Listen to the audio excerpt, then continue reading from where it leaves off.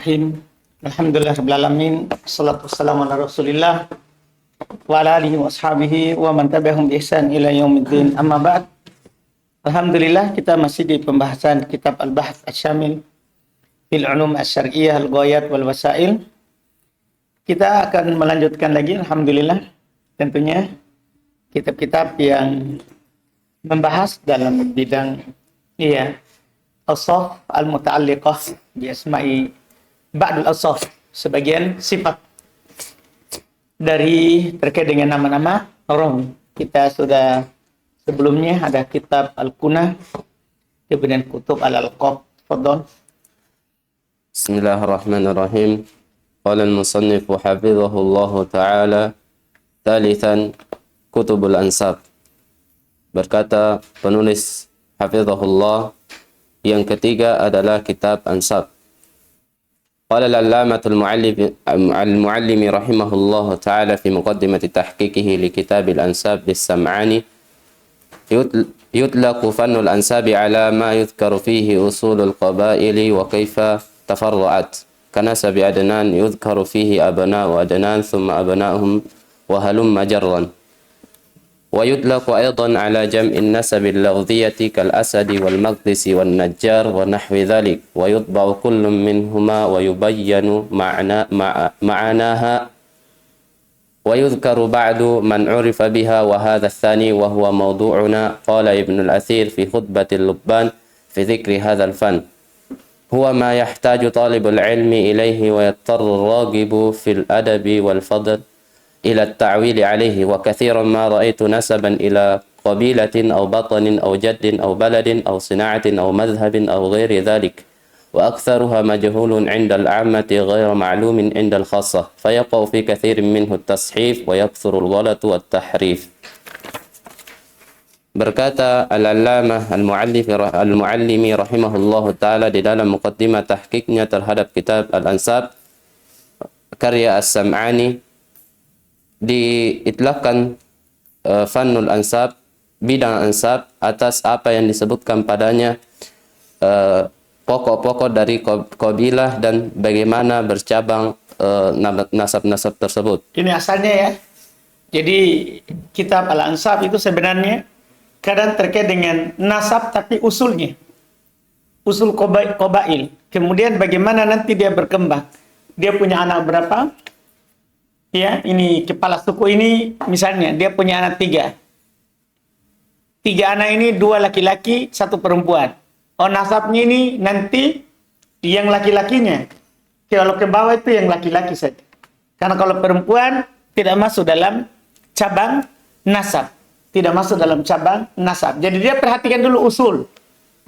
Itu yang mereka sebutkan dalam bab ini. Walaupun kadang juga sebentar boleh akan gunakan dalam nasab secara umum.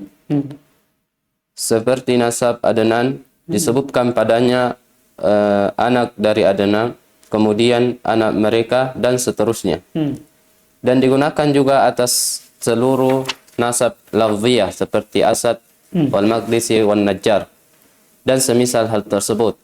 Dan didobit setiap darinya dan dijelaskan maknanya. Itu dalam pembahasan nasab. Didobat, maksudnya ditentukan harokat nih. Ini asadi, tanda atau bagaimana? Iya, ditulis bentuk harokat dan sukunnya. Dan disebutkan sebagian orang-orang yang diketahui darinya. Dan dijelaskan juga maknanya. Kenapa dia bersandar kepada itu? Dijelaskan. Iya. Dan jenis yang kedua ini adalah pembahasan kita. Nah, kalau kita di sini tidak membahas yang nasab yang umum.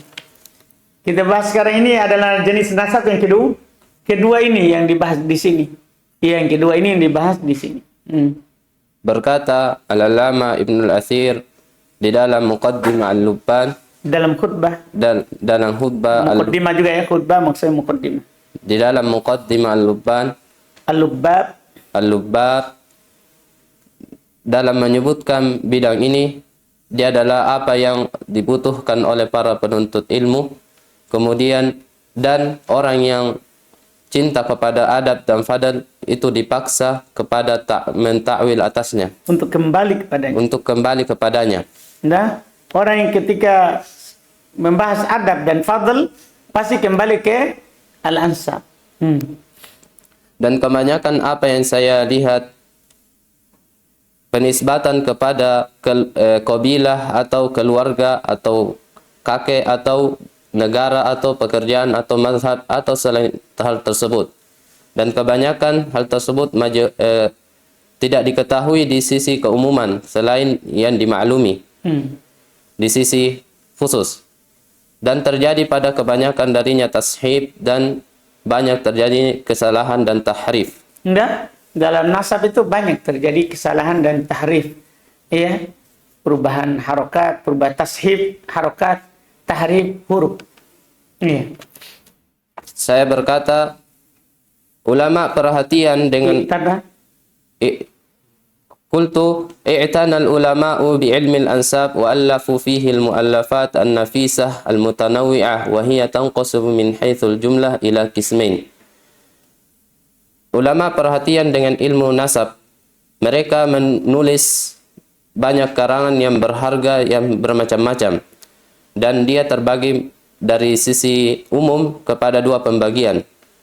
Al-qismul awal kutubun ammatun fil ansabi min ghairi qaidin bi baladin muayyanin wa hadhihi al-mazkuratu ha huna. Al-qismul tsani kutubun khassun bi ansabi ba'dil qabaili aw al-buldan duna ba'd wa hadhihi mazkuratun 'inda al-mawadi'il munasabati laha min hadzal kitab. Jenis yang pertama adalah kitab yang umum pada nasab tanpa qaid dengan negara tertentu. Dan inilah yang disebutkan di sini. Pembagian yang kedua adalah kitab-kitab yang khusus dengan nasab dari sebagian kabilah-kabilah atau negara tanpa yang lainnya. Dan ini disebutkan pada tempat yang sesuai untuknya dari kitab ini. Wa minal kutubil mu'allafati fi ilmi al-ansabi ala sabilil umum. Awalan al-ansabu li Abi Sa'ad Abdul Karim ibn Muhammad As-Sam'ani Al-Marwazi rahimahullah wa huwa awsa'u kutubil ansabi wa ahsanuha 'ala al-itlaq. Jama'a fihi al-ansaba ila al-qaba'ili wal butuni ila al-aba'i wal ajdadi wa ila al-buldani wa ila al-madhahibi fil furu'i wal usul kasyafi'i wal hanafi wasyi'i wal mu'tazili wa ila al-harfi. Wa bayyana al-alqab faja'a al-kitabu fi ghayatil jawdah wa rattabahu ala hurufil mu'jami wa rattaba al-asma'a fi kulli harfin ala tibil mu'jami aidan. Dan di antara kitab-kitab yang dikaram dalam ilmu nasab di sisi umum, yang pertama adalah kitab Al-Ansab karya Abu Sa'ad Abdul Karim ibn Muhammad As-Sam'ani Al-Marwazi rahimahullah, dan dia adalah kitab yang paling luas, kitab nasab yang paling luas dan paling baiknya secara mutlak.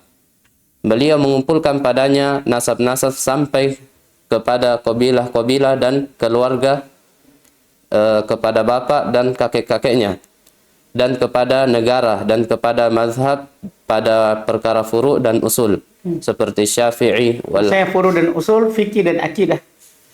Itu pada mazhabnya toh. Seperti Asy-Syafi'i wal Hanafi wasyi'i wal Mu'tazili, dan ini kepada huruf. Syafi'i, Hanafi, furu'. Itu nisbah kepada mereka adalah nisbah kepada furu'. Kemudian Syi'i, Mu'tazili ini nisbah kepada usul. Dan beliau menjelaskan Wa ilal tadi apa? Dan sampai kepada huruf. Bukan, wa ilal hirafi. Keahlian. Hirafi bukan huruf. Dan bersandar kepada apa? Al-hiraf, keahliannya. Ada orang disebut al-qayyab misalnya. Nah, iya, kepada hiraf pekerjaannya.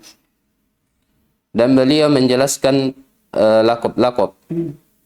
Maka datanglah kitab ini dalam puncak kebaikan. Beliau keindahan. Kemudian beliau menyusunnya di atas huruf-huruf mu'jam. Ini lagi membantu. Jadi kita bisa lihat misalnya Mesir di Al-Misri ansabnya misalnya nasab ke Mesir atau nasab kan itu kalau ke negeri berarti huruf mi.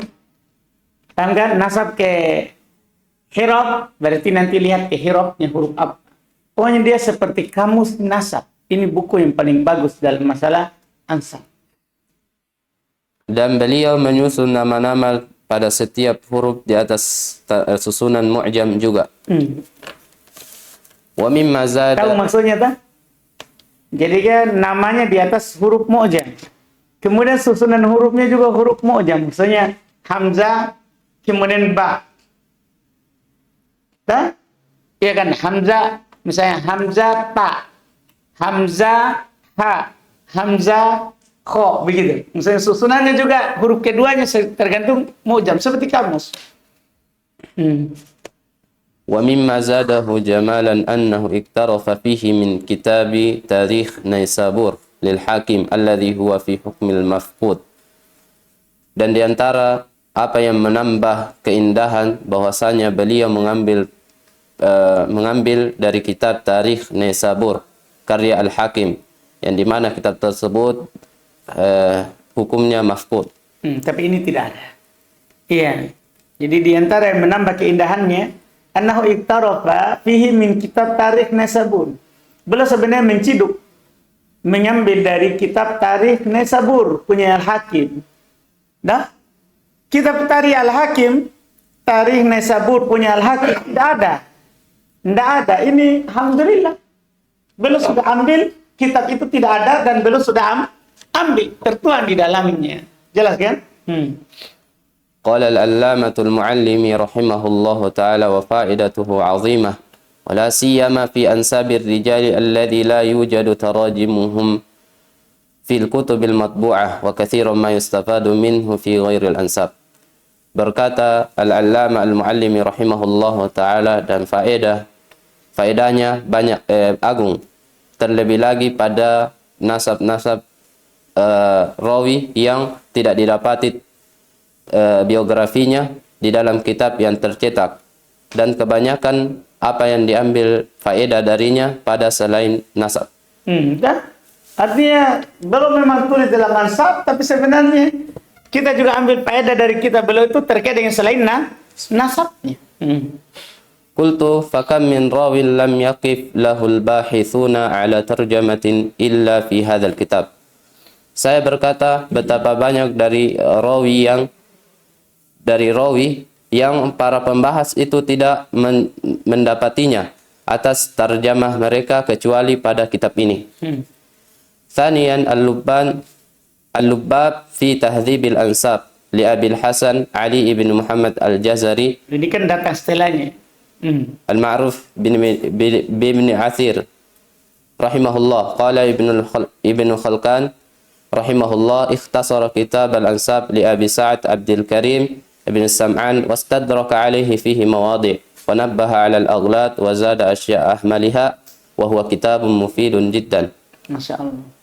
Yang kedua adalah kitab Lubbab fi Tahdhibil Ansab karya Abil Hasan Ali ibn Muhammad al-Jazari yang lebih dikenal dengan Ibn al-Athir. Ini beliau punya tulisan ini sekarang yang lebih banyak orang miliki karena lebih pendek daripada kitabnya siapa? Dari kitab siapa? Abu Sa'id. Iya, Abu Sa'ad bin Abdul Karim As-Sam'ani.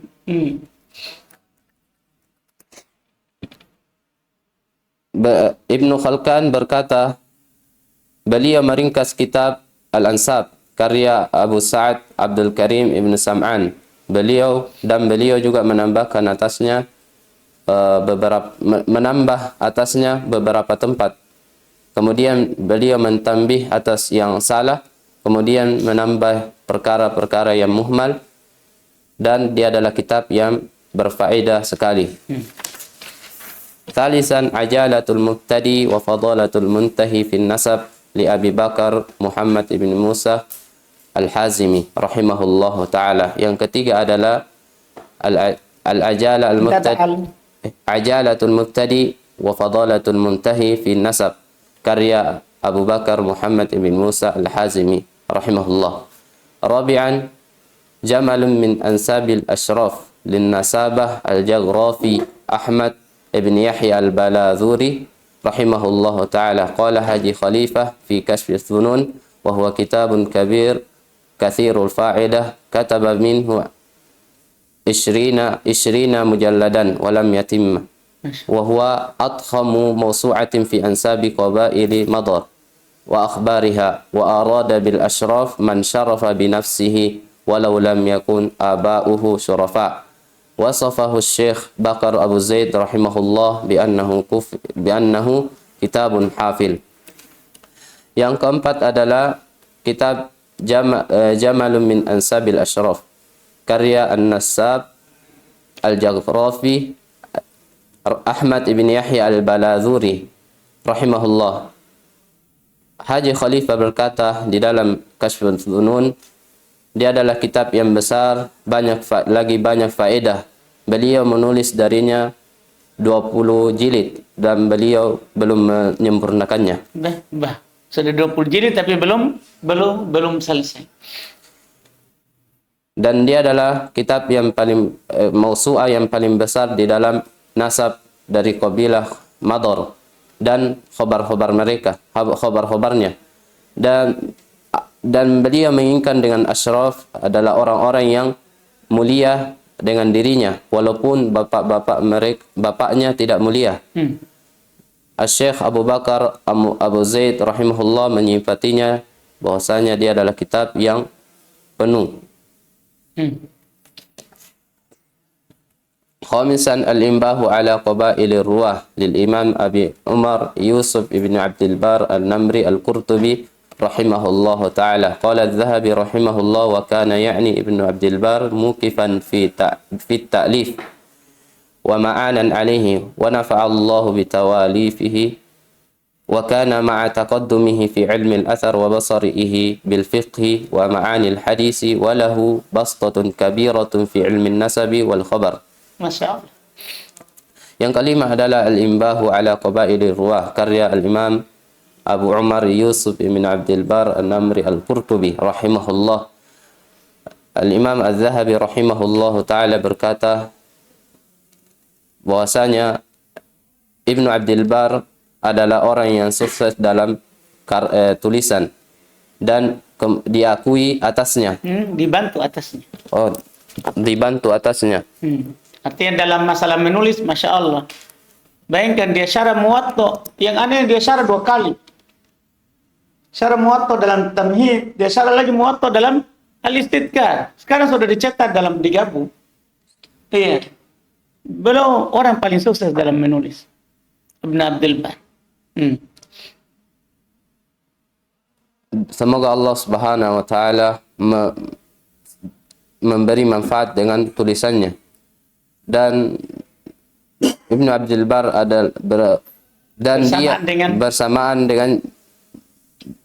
bersamaan terdepannya beliau di dalam ilmu athar dan luasnya dan ilmunya terhadap fikih dan makna hadis.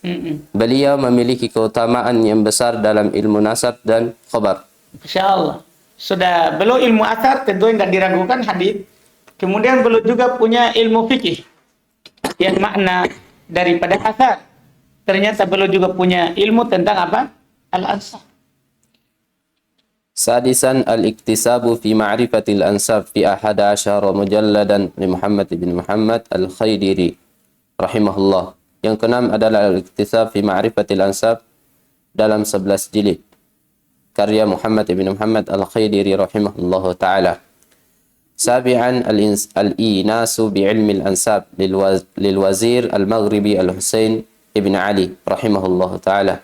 Yang ketujuh adalah al-inas bi'ilmi al-ansab karya al-waziri al-Maghribi al-Husain ibn Ali rahimahullah. Tatimmatun wa fawaid. Al-ula idza kanat an-nisbatu ila baladin fanarji wa aidan ila mu'jamil buldan liyaqut al-Hamawi rahimahullah ta'ala fahuwa yadhkuru al-balad wa yadhkuru abraz al-a'lam alladhi sakanu hadha al-balad. وقد صدر فهرس للأعلام الواردين في هذا الكتاب مرتبين على حروف المعجم ولله الحمد والمنة. Pelengkap dan faedah. Yang pertama adalah apabila penisbatan kepada negara, maka kita kembali juga kepada Mu'jam Buldan karya Yaqut. Boleh. Jadi di samping ansab, boleh antum kembali ke, kalau nisbahnya kepada negara, boleh antum langsung saja ke kitab yang terkait dengan negara. Maka dia menyebutkan negara, dan dia juga menyebutkan paling terkenalnya nama yang mereka tinggal di negara tersebut. Dan juga jadi beliau diantara menyebutkan negara juga beliau sebutkan siapa ulama di dalamnya, orang-orang terkenal di dalamnya, masalah, sehingga juga kita bisa dapat apa orang juga. Dan telah nampak fihris untuk nama-nama yang telah datang pada kitab ini dalam keadaan tersusun di atas huruf-huruf mu'jam. Walillahil hamd wal minnah. الثانية ألف أهل العلم رحمه الله تعالى كتابا خاصة بالمنسوبين إلى غير آبائه كمن نسب إلى أمه من الشعراء لابن حبيب، وتحفة النبيه في من نسب إلى غير أبيه للفيروز أبادي. Yang kedua adalah para ahlul ilmi mengarang kitab yang khusus yang dengan nasab kepada selain bapak, yang disandarkan kepada selain bapak-bapak mereka. Jadi ada lagi di sana kitab khusus orang yang bernisbah kepada selain bapak. Seperti orang-orang yang seperti kitab Man Nusiba ila Ummihi Minasyu'ara karya Ibn Habib, dan Tuhfatun Nabih fi Man Nusiba ila Ghairi Abihi lil Fairuz Abadi. الثالثة قال الذهبي عن قاسم ابن أسبات القرطبي وله مصنف في الأنساب في غاية الحسن، وقال عنه في تاريخ الإسلام بديع الحسن. قلت ولا نعلم عنه شيئا. Yang ketiga adalah Az-Zahabi berkata tentang Qasim ibn Asbat al-Qurtubi. Beliau berkata dia memiliki kitab-kitab, beliau memiliki karangan dalam ansab, dalam pada puncak kebaikan. Beliau berkata juga tentangnya di dalam Tarikhul Islam, banyak faedah yang baik. Saya berkata saya tidak mengetahui tentangnya sedikit pun. Artinya wallahualam kitabnya tidak ada. Ya, ada penukilan ucapan dari Al-Imam Adz-Dzahabi, ya, tapi kitabnya tidak ada. Iya, kitabnya tidak ada, tidak ditahu kitabnya. الرابعة قال ابن عبد البر كان قوم من السلف منهم عبد الله بن مسعود وعمر بن ميمون الأودي ومحمد بن كعب القرظي إذا تلوى الذين من بعدهم لا يعلمه إلا الله قالوا كذب النسابون. ومعنى هذا عندنا على غير ما ذهبوا إليه، إنما المعنى فيها والله أعلم تكذيب من ادعى إحصاء بني آدم فإنه لا يحصيهم إلا الذي خلقهم فإنه هو الذي أحصاهم وحده لا شريك له والله أعلم. وأما أنساب العرب فإن أهل العلم بأيامها وأنسابها قد وعوا وحفظوا جماهيرها وأمهات قبائلها واختلفوا في بعض فروع ذلك. Yang keempat adalah Ibnu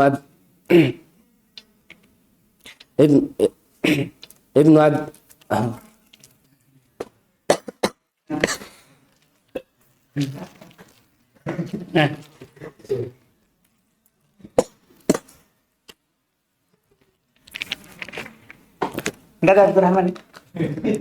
Tumben dia diam-diam. Yang keempat adalah Ibnu Abdul Bar. Sekelompok berkata sekelompok kaum dari para salaf berkata di antara sekelompok dari salaf di antara mereka adalah sekelompok dari salaf di antara mereka Abdullah ibn Mas'ud dan Amr ibn Maimun al-Audi wa Muhammad ibn Ka'ab al-Qurzi. Apabila mereka membaca walladzina min ba'dihim la ya'lamuhum illallah, mereka berkata an-nasabun telah berdusta. Dan makna ini di sisi kami atas selain apa yang mereka berjalan kepadanya, tiada lain makna padanya, wallahu alam. Kedustaan dari orang-orang yang mengklaim menghitung dari nasab Bani Adam. Sungguhnya tidak ada yang bisa menghitungnya menghitung mereka kecuali orang-orang yang menciptakan mereka. Dah, artinya orang nasabun mengaku bahwa nasab anak Adam terbatas, kan begitu. Sementara di ayat ini la ya'lamuhum illallah. Iya, maknanya menurut kita itu selain dari apa yang mereka pegang. Selain ahli nasab. Ya, selain ahli nasab. Karena mereka, Masya Allah, kalau antum melihat ahli nasab, betul-betul gila mereka hitung. Bahkan kalau ada anaknya berapa, yang wafat berapa, yang hidup berapa, anaknya ini yang hidup berapa anaknya. Antum akan melihat yang mereka tulis. Ngeri memang. Sehingga kadang mereka bilang, berarti nasab Bani Adam itu terbatas. Tapi yang benarnya adalah seperti Ibnu Abbas, Ibnu Mas'ud mengatakan ini menunjukkan adalah hal yang mendustakan ahli nasab ayat ini. Iya. Cuman maknanya yang diingin kepadanya wallahu alam. Sesungguhnya hanya Allah Subhanahu wa taala yang menghitung mereka semata, tidak ada serikat padanya, wallahu alam. Adapun nasab orang-orang Arab, sesungguhnya ahlu ilmi terhadap hari-harinya dan nasabnya, sungguh mereka telah mengumpulkan dan menghafal sebagian besar dari nasab-nasab tersebut dan pokok dari kabilahnya. Dan mereka berselisih pada sebagian furu hal tersebut. Nah, berarti menunjukkan sebenarnya yang dihafal adalah hanya ummahat saja. Dan mereka perhatikan, apalagi orang Arab, mereka sangat perhatian terhadap apa? Nasab. Di masing-masing keluarganya saja mereka perhatian. Bukan ahli sejarah, tapi mereka memang menjaga itu yang namanya apa? Pohon nasab. ثم قال المصنف رحمه الله تعالى رابعا كتب المؤتلف والمختلف. Yang keempat adalah kitab al-mu'talaf wal-mukhtalaf. من الأنساب والأنساب ما يأتلف في الخط صورته ويختلف في اللفظ صيغته إما بسبب الشكل كأكيل بفتح العين وأقيل بضمها أو بسبب النقط كعباس بالباء الوحدة وعياش بالياء التحتانية أو بسبب تغير حرف كحزام أو خذام. ويعرف هذا عند المحدثين بالمؤتلف والمختلف. Di antara nama-nama dan nasab-nasab apa yang sama dalam tulisan bentuknya dan apa yang berbeda dalam lafaz bentuknya. Terkadang dengan sebab harokat seperti akil dengan fathah ainnya atau uqail dan uqail dengan dhammah ainnya, atau dengan sebab titik seperti Abbas dengan ba titik satu, kemudian Ayyash dengan ya yang titik dua yang berada di bawah, atau dengan sebab berubahnya huruf seperti hizam atau khidam, dan diketahui hal ini di sisi para muhaddisin dengan mu'talaf atau mukhtalaf. Nah, ini yang mu'talaf yang kita pelajari di ilmu hadis, termasuk di salah satu cabangnya.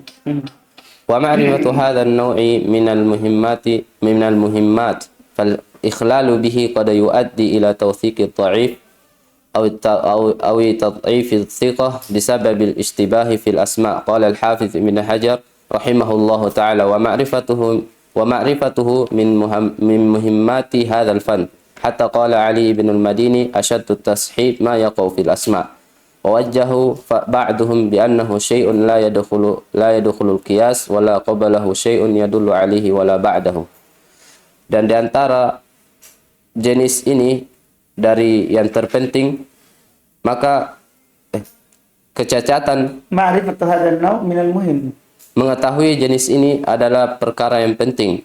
Maka kecacatan ketika dengannya kadang mengantarkan kecacatan dalam jenis ini terkadang mengantarkan kepada mensikohkan yang dhaif atau mendaifkan yang thiqah Kan dengan begitu tuh. Kadang karena beda ini huruf, beda baca harokat, kadang kita kira rawi yang siko ternyata atau yang ternyata siko. dengan sebab sabarnya pada nama. Al-Hafiz Ibn Hajar berkata dan mengetahuinya dari perkara yang mengetahui hal tersebut dari perkara yang penting dalam bidang ini. Sampai Ali ibn al-Madini rahimahullahu taala berkata, paling kerasnya tashib apa yang terjadi pada nama. Dah, banyak itu lebih banyak tasbih pada nama. Bahkan salah harokat itu banyak di nama. Banyak di nama. Sebagian mereka mengarahkannya bahwasanya hal tersebut adalah sesuatu yang kias itu tidak masuk kepadanya. Nah, masalah nama saudara, harokat dan hurufnya itu tidak masuk kias. Belum tentu itu sama, antum langsung sama kan. Lihat kalau tulisannya ukoi dan akil. Sama, tidak bisa antum langsung kasih sama baca akil. Atau sama-sama dibaca apa? Ukoi, dia tidak masuk kias. Ini hakim balik kepada orangnya. Dan tidak ada sebelumnya sesuatu yang menunjukkan atasnya dan tidak pula setelahnya. Sampai situ. Insya Allah kita lanjut lagi di pertemuan kita besok. Alhamdulillah. Kita cukupkan dulu. Subhanallah.